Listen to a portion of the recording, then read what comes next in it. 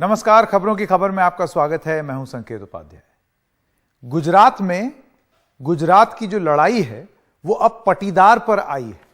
क्यों कह रहे हैं हम ये? क्योंकि दिल्ली में कुछ ऐसी चीजें हुई जिसका गुजरात कनेक्शन था और गुजरात की लड़ाई यहां पर दिल्ली में होते हुए दिखी और बार बार एक बात का उल्लेख हुआ। आइए आपको बताते हैं दिल्ली में जो हाई वोल्टेज ड्रामा हुआ उसमें क्या हो रहा था। तो गुजरात आम आदमी पार्टी के जो अध्यक्ष हैं गोपाल इटालिया, उनको हिरासत में लिया गया। राष्ट्रीय महिला आयोग के समन पर वो वहां पर पहुंचे थे। बड़ी संख्या में आम आदमी पार्टी कार्यकर्ता उनके साथ वहां पहुंचे। एनसीडब्ल्यू यानी कि नेशनल कमीशन फॉर वुमेन के प्रमुख ने अव्यवस्था फैलाने का आरोप लगा दिया कि भाई आप इतने सारे लोग अंदर घुसाए, आप अशांति का माहौल क्रिएट कर रहे हैं जानबूझकर। एनसीडब्ल्यू की जो प्रमुख हैं रेखा शर्मा, उन्होंने पुलिस को बुलाया। उन्होंने कहा कि मुझे मेरी जान को खतरा है। एनसीडब्ल्यू चीफ जेल भेजने की धमकी दे रही थी, ऐसा काउंटर आरोप लगाया गोपाल इटालिया ने। इटालिया समन का जवाब नहीं दे रहे थे, ऐसा कहना था रेखा शर्मा का, जो कि एनसीडब्ल्यू की चीफ थी। अपने दो वीडियो को लेकर विवादों में गोपाल इटालिया आए हैं और उसके चलते ये सब पूरी प्रक्रिया हो रही थी। दरअसल प्रधानमंत्री पर आपत्तिजनक टिप्पणी का एक वायरल वीडियो है जिसमें वो एक ऐसे अपशब्द का प्रयोग कर रहे हैं जिसका उल्लेख टीवी पर हम लोग नहीं कर सकते हैं, बेहद ही खराब शब्द। और एक और वीडियो है जिसमें महिलाओं को मंदिर ना जाने की सलाह दे रहे हैं कथित रूप से उस वीडियो में गोपाल इटालिया। 3 घंटे बाद दिल्ली पुलिस ने उनको रिहा कर दिया। अब इस सबके चक्कर में हुआ क्या, जब ये सब चल रहा था तो आम आदमी पार्टी ने बीजेपी पर जो निशाना साधा वो ये कह करके साधा, देखा ये पटेलों के खिलाफ हैं, पटीदार जो नेता हैं उनके खिलाफ हैं। तो आइए अब आपको बता दें गुजरात में ये जो पटेल फैक्टर है ये कितना जरूरी है, क्योंकि 2017 में भी इसका उल्लेख बहुत हुआ और बीजेपी को काफी मुंह की खानी पड़ी। जीत गए चुनाव लेकिन बहुत कम हो गया था स्कोर, 99 ही पाए थे। तो पटेल फैक्टर, गुजरात में पटेलों की आबादी 1.5 करोड़ यानी कि करीब 15% है। 32% विधायक पटेल हैं। राज्य सरकार में 26% मंत्री पटेल हैं। 80% पटेल जो हैं वो लेउआ और कड़वा पटेल हैं। 20% आंजना और माटिया। 70 विधानसभा सीट पर इनका सीधा सीधा असर है, यानी कि अलग अलग तरीके के जो पटेल हैं उनका कॉन्स्टिट्यूशन हमने बता दिया और कितना सीटों पर प्रभाव है वो आपको बता दिया। इसीलिए पटेल का उल्लेख एक बार फिर से दोबारा शुरू कर दिया है आम आदमी पार्टी ने। 2017 में कांग्रेस ने पटेल आंदोलन का बहुत फायदा उठाया। उस समय थे कौन? हार्दिक पटेल। अब हार्दिक पटेल कहां चले गए? बीजेपी में। हार्दिक पटेल के आने से उनको फायदा मिला, 16 सीटें बढ़ी, वोट 2.57% से बढ़कर 41% तक हुआ। अब पटेल फैक्टर में आपको यह भी बता दें कि इस बार कांग्रेस ने खोड़लधाम के नरेश पटेल को साथ लेने की कोशिश की है। नरेश पटेल और बीजेपी प्रदेश अध्यक्ष CR पाटिल की बात हुई। नरेश पटेल ने राजनीति में आने से इनकार किया। अब आम आदमी पार्टी और उनका पटेल कनेक्शन बता दें, क्योंकि ले दे करके ये पूरा सब वहीं जा रहा है बिल्कुल। तो नई पार्टी भी आई है तो पुराने ढर्रे पर ही चल रही है। 2021 नगर निगम चुनाव में पहली बार आम आदमी पार्टी लड़ी। सूरत नगर निगम में कई पटेल उम्मीदवार उतारे गए। 27 सीटें जीतकर दूसरे नंबर पर आम आदमी पार्टी आई। बीजेपी का पटेल कनेक्शन आपको वो बता दें, बीजेपी ने जैन सीएम हटाकर पटेल चीफ मिनिस्टर बनाया है। पटेल समुदाय से 7 मंत्री हैं। आप ये सोचिए, जो चेंज हुआ था अभी कुछ महीने पहले कि पूरी की पूरी कैबिनेट ही बदल गई थी और मुख्यमंत्री बदल गए थे, तो उसमें पटेल कॉम्बिनेशन पर पूरा ध्यान दिया गया। जैसे मैंने बताया, पटेल समुदाय के 7 मंत्री। हार्दिक पटेल अब बीजेपी में शामिल हो गए। अब हम जानते हैं कि हिंदुत्व पर आम आदमी पार्टी को बीजेपी ने कई बार घेरा है। अलग अलग तरीके से आम आदमी पार्टी को बीजेपी घेरने की कोशिश कर रही है। राजेंद्र पाल गौतम की टिप्पणी यहां दिल्ली में हुई थी, लेकिन उसका इस्तेमाल पोस्टर और बैनर लगा करके गुजरात चुनाव में हुआ और इसके बाद आप जानते हैं कि ये नया वाला बवाल आ गया। अब दोनों बीजेपी और आम आदमी पार्टी प्रमुख रूप से एक मुकाबले में दिखाई दे रहे हैं गुजरात में। आप ये 2 तस्वीरें अगर देखें, एक तरफ है अमित शाह जिन्होंने गुजरात के नवसारी में गौरव यात्रा की शुरुआत की है। इस गौरव यात्रा में 5 यात्राएं निकलेंगी, करीब 144 182 विधानसभा क्षेत्रों में 144 जगह ये यात्रा जाएगी। और दूसरी तरफ राघव चड्ढा हैं आम आदमी पार्टी के, अलग अलग जगह पर, ये गिर सोमनाथ का इलाका है, वहां पर वो अपना रैली को संबोधित कर रहे हैं। ये सारी चीजें आप देख सकते हैं आपके स्क्रीन पर। तो पूरी लड़ाई जो है शुरू हो गई है। लेकिन जो बड़ा सवाल हम पूछ रहे हैं एक बार फिर से, ये गोपाल इटालिया वाला जो प्रकरण हुआ उसको लेकर के ही, कि क्या फिर घूम फिर के गुजरात की लड़ाई पटीदार पर आई है और बीजेपी वो गलती नहीं दोहराना चाहती जो 2017 में हो गई थी। मैं स्वागत करना चाहता हूं हमारे मेहमान का, राघव चड्ढा हमारे साथ जुड़ गए हैं। राघव जी, मेरा सबसे पहला सवाल आपसे ये है कि जो रैली की हम तस्वीरें दिखा रहे थे, भीड़ काफी दिख रही थी, क्या विश्लेषण है आपका? उसके बाद आगे सवाल पूछूंगा। देखिए, मैं पिछले थोड़े समय से गुजरात घूम रहा हूं, लोगों से मिल रहा हूं, लोगों से बात कर रहा हूं, जनसभाओं का संबोधन कर रहा हूं, पद यात्रा कर रहा हूं। हर जगह जहां जाता हूं मैं, लोग बस कहते हैं कि हम 27 साल के भाजपा के अहंकारी शासन से परेशान हो गए हैं, अब विकल्प चाहिए, परिवर्तन चाहिए। और मैंने जो चीज देखी आज, एक सामान्य गुजराती मतदाता के मन में सिर्फ 3 चीजें हैं: परिवर्तन, परिवर्तन और परिवर्तन। वो सिर्फ परिवर्तन चाहता है और कांग्रेस वो परिवर्तन नहीं दे सकती। मैं अक्सर अपनी रैलीज में ये बात भी कहता हूं कि 27 साल से भाजपा गुजरात की सत्ता पे काबिज है। इसका ये मतलब नहीं कि भाजपा ने कोई बहुत बढ़िया काम कर दिया, ये भाजपा की बहुत बड़ी एक अचीवमेंट है। ये भाजपा की अचीवमेंट कम, बल्कि एक निकम्मी कांग्रेस की हार ज्यादा है जो भाजपा को मुकाबला ही नहीं दे पाई। आज राघव जी एक जरूरी सवाल मैं यहाँ ये पूछना चाहता हूँ कि अब आज आप देखिए गोपाल इटालिया का अरेस्ट हुआ, ऐसे ऐसे शब्द का उन्होंने प्रयोग किया एक वीडियो में जिसका हम उल्लेख नहीं कर सकते क्योंकि वो बहुत ही खराब शब्द हैं।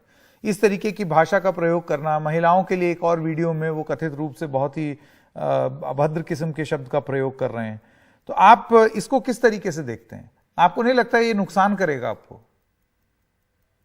ये क्या तरीका हुआ बात करने का? गोपाल इटालिया के पीछे पूरी बीजेपी पड़ गई है। हाँ। वो सुबह सुबह रोज कोई एक फर्जी वीडियो निकालकर जारी कर देते हैं, गोपाल इटालिया पे कीचड़ फेंकते हैं और कोई ना कोई बहाना ढूंढते हैं कि उन्हें सलाखों के पीछे डाल दिया जाए। क्या गलती है गोपाल इटालिया की, हमारे प्रदेश अध्यक्ष की? क्या यह गलती है कि वो सरदार वल्लभ भाई पटेल के वंशज हैं? क्या वो पाटीदार समाज से आते हैं, ये उनका अपराध है?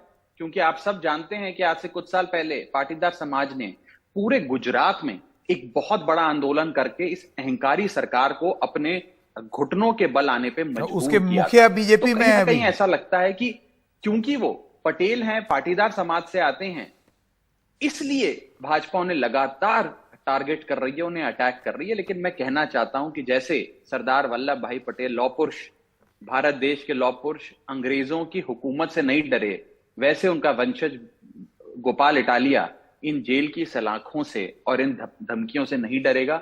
वो और उसका अरेस्ट ये दिखाता है कि भाजपा कितनी डरी हुई है आम आदमी पार्टी से। मैं संकेत जी पूरे गुजरात में घूम रहा हूं, मुझे बीजेपी का कोई नेता या कोई ऐसी रैली या बयान नजर नहीं आता जिसमें बीजेपी के लोग कांग्रेस पे अटैक कर रहे हो या कांग्रेस के खिलाफ कोई बयान दे रहे हो। ना कांग्रेस भाजपा के खिलाफ कोई बयान दे रही है, ये दोनों मिलकर सिर्फ आम आदमी पार्टी के खिलाफ लगे रहते हैं, दिन रात आरोप प्रत्यारोप, हमें गालियां देते हैं, भला बुरा बोलते हैं। ये क्या दिखाता है? ये दिखाता है कि एक राजनीतिक शक्ति आम आदमी पार्टी जो उभर रही है। और नहीं, पर मैं आपसे राघव जी, मेरा सवाल ये आया, पंजाब के लोगों ने गले लगाया, आपने इसमें एंटर कर रहा है तो इन परंपरागत पार्टियों की सियासत हिल गई है, इनकी राजनीति हिल गई है। इसीलिए हमारे प्रदेश अध्यक्ष के ऊपर आरोप लगाए जा रहे हैं। मुझे बताइए, आज गुजरात में महंगाई, बेरोजगारी, नशे का व्यापार, इलीगल लिकर माफिया जो गुजरात में चल रहा है, ये रोज पेपर फूट रहे हैं। आज मैं जहां बैठा हूं राजकोट में, सौराष्ट्र की धरती पर, सौराष्ट्र यूनिवर्सिटी का बीकॉम और बीए का पेपर फूट गया। हर जगह समस्या ही समस्या है, हर बंदा गुजरात में आंदोलन कर रहा है। लेकिन बीजेपी कहती है हम इन विषयों पे बात नहीं करेंगे, हम गोपाल इटालिया का एक पुराना वीडियो लेकर आएंगे, आप लोग ये वीडियो देखें और भाजपा को वोट दे दें, आम आदमी पार्टी को वोट ना दें। हम मुद्दों की बात करते हैं, ये फर्जी वीडियो की बात करते हैं। नहीं, आप वीडियो को फर्जी कह रहे हैं राघव जी, आप वीडियो को फर्जी कह रहे हैं। किस हिसाब से आप इसको फर्जी कह रहे हैं? क्या ये बयान नहीं दिए गए? और दूसरी चीज, क्या मैं ये मानूं कि आम आदमी पार्टी डैमेज कंट्रोल मोड में आ गई क्योंकि ये वीडियो सामने आए, तो अब आपने ये पटेल और पाटीदार समाज का एक एंगल आप लेकर के आ गए? नहीं, इसमें मुझे पूरे गुजरात से, हमारी पार्टी के ही नहीं, गुजरात के पाटीदार समाज के बड़े बड़े लोगों का, बड़े बड़े जो सम्मानित हैं इस समाज के लोगों के फोन आ रहे हैं, वो मिल रहे हैं, सड़क पे मिल जाते हैं, फोन करते हैं और कहते हैं कि हमारे समाज का एक लड़का है जो एक साधारण से परिवार से आता है, एक बहुत ही छोटे से गांव से आता है आज, और जिसका जीवन संघर्ष से भरा रहा, आज वो अगर गोपाल इटालिया, एक साधारण से पाटीदार समाज का बच्चा, अगर आज राजनीति में एक मुकाम हासिल कर रहा है, इतनी छोटी सी आयु में, 30-32 साल की आयु में वो गुजरात प्रदेश का अध्यक्ष है आम आदमी पार्टी का, इतनी कम आयु में राजनीति में अपने लिए एक जगह बना रहा है, तो कहीं ना कहीं बीजेपी नहीं चाहती कि ये युवा नेता आगे बढ़े और आम आदमी पार्टी आगे बढ़े। तो ये आम आदमी पार्टी से बदला कम और पाटीदार समाज से बदला हमें तो ज्यादा यही नजर आता है। बाकी भाजपा इस पर रोशनी डाले, उनका क्या मत है पटेल समाज के बारे में, पाटीदार समाज के बारे में। मुझे तो ये उनके खिलाफ एक मोर्चा नजर आता है भाजपा ने जो पूरे समाज के खिलाफ खोला हुआ है। अच्छा, चलिए अब एक सवाल मैं आपसे पूछ दूं। अमित शाह जी जो हैं उन्होंने गौरव यात्रा निकाली है, इस यात्रा को आप किस तरीके से देखते हैं? क्या आपको लगता है ये बीजेपी वर्सेस आम आदमी पार्टी का मुकाबला हो गया है, क्योंकि वो 144 विधानसभा क्षेत्रों में जाएंगे, ये यात्रा जाएगी? दो बिंदु। पहली चीज, गौरव यात्रा भाजपा निकाल रही है, पर किस चीज पे गौरव कर रही है मुझे ये समझ नहीं आता है। आज गुजरात में हर व्यक्ति आंदोलन कर रहा है, हर समाज का व्यक्ति प्रताड़ित महसूस कर रहा है, महंगाई से लेकर बेरोजगारी चरम पर है, 150 नौकरियां निकलती हैं सरकारी भर्तियों की, 4 लाख आवेदन पत्र उसके आ जाते हैं, रोज पेपर फूट रहे हैं, हर जगह भ्रष्टाचार है, बर्थ सर्टिफिकेट से लेकर कोई आपको अपना लैंड यूज चेंज कराना हो, हर जगह आज एक परिवर्तन की लहर है। लेकिन भाजपा पता नहीं किस चीज का गौरव मना रही है। भाजपा को गौरव यात्रा मुबारक, लेकिन हाँ, जो ये चुनाव है, ये पहले कहा करते थे कि आम आदमी पार्टी दौड़ में नहीं। जब आम आदमी पार्टी ने मजबूती से अपनी पैंट जमाई गुजरात में, तो कहने लगे अब मामला त्रिकोणीय हो गया है।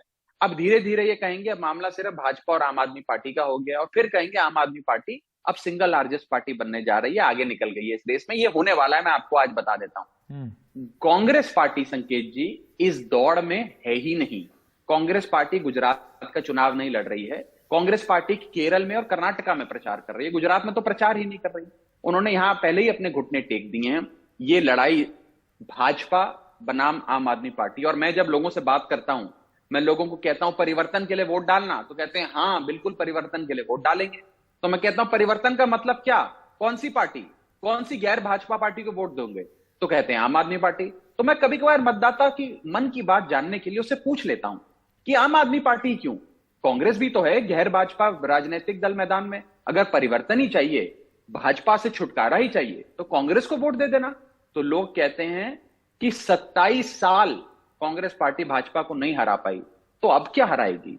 हम भाजपा से, कांग्रेस से कैसे उम्मीद कर सकते हैं कि वो बदलाव लाएगी?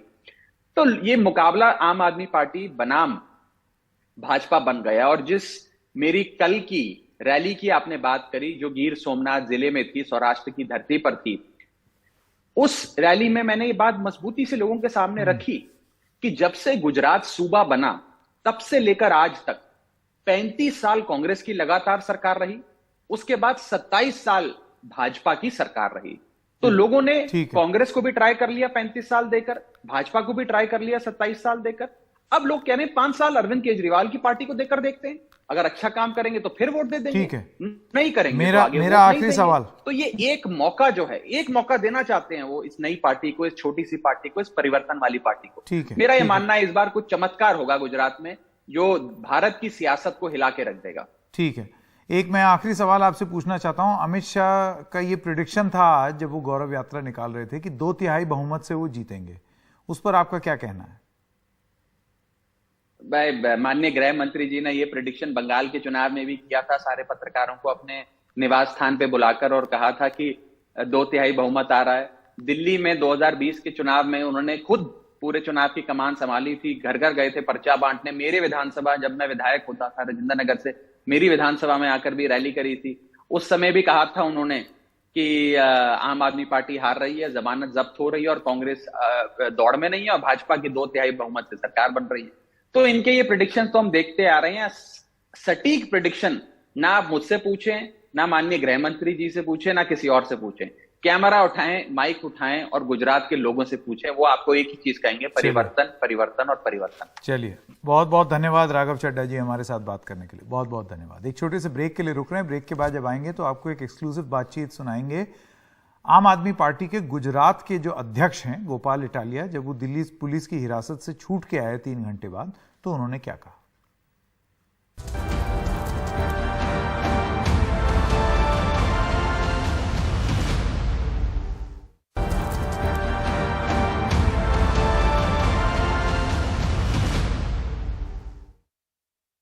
तो बजाय मेरी पक्ष नोट करने के एनसीडब्ल्यू की चेयरमैन ने पुलिस को बुला लिया और मुझे थाने भेज दिया। ये दिखाता है कि पूरी भाजपा पार्टी पटेलों के खिलाफ साजिश करने में लगी है। पहले भी बीजेपी पार्टी ने गुजरात में पाटीदारों पे गोलियां चलवाई, 14 लड़कों को ऊपर गोलियां चलवाई, मार दिया। फिर काफ़ी लड़कों के ऊपर मुकदमे करके सारों को जेल में बंद कर दिया। फिर बीजेपी को लगा कि इतनी गोलियों से किसी को मार दिया, किसी को जेल में बंद कर दिया, फिर भी ये गोपाल इटालिया बच के कैसे निकल गया, कैसे पाटीदार का लड़का पार्टी का अध्यक्ष बन गया।